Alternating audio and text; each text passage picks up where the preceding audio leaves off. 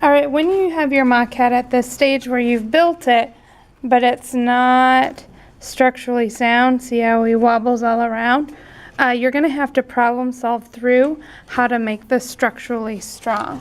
So what I decided to do is I cut out 2 body pieces, and then, I'll pull this up so you can see, so 2 body pieces, and then I went ahead and folded them to get that 3D look, and I just folded them by laying them together so they'd have the exact same shape.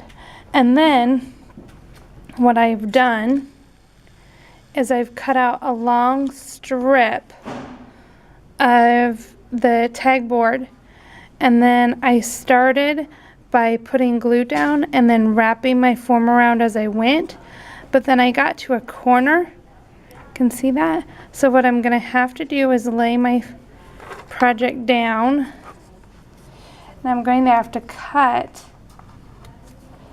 that excess off, and then I'm going to take a little hot glue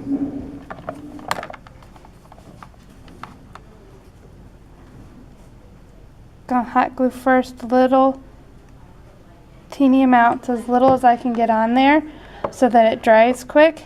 And I even recommend if you wave it around just a little bit before attaching it in.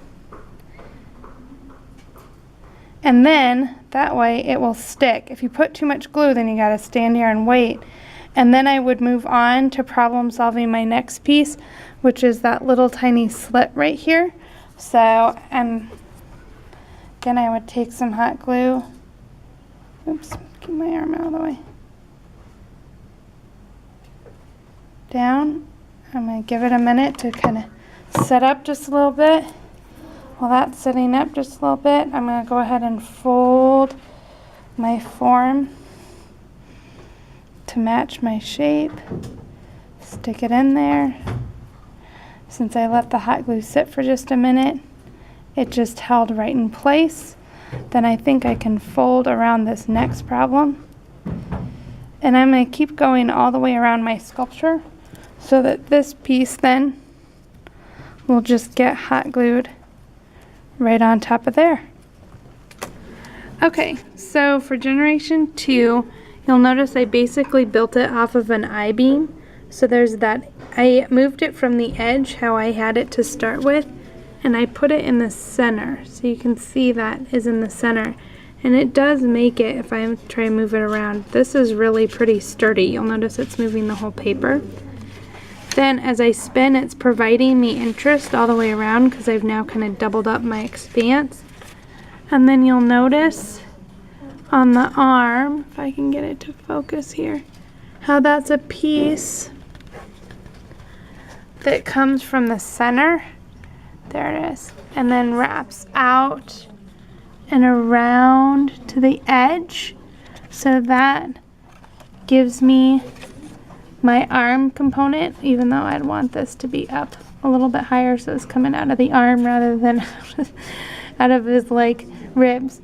So phase 2 or phase 3 sculpture armature that I build is going to be to draw out this piece here so that it's like an actual piece that I could cut out so that those aren't separate components like it did on this face. Okay, so I built my armature, but it was all in little pieces. You can see I even have some negative spaces in there, and it wasn't thought out. I just kind of cut and pasted as I went. For my final version, what I did is I just took this guy and I laid him down and I traced him and I laid him from the side, and that got me his side profile piece. So now it's all one big piece.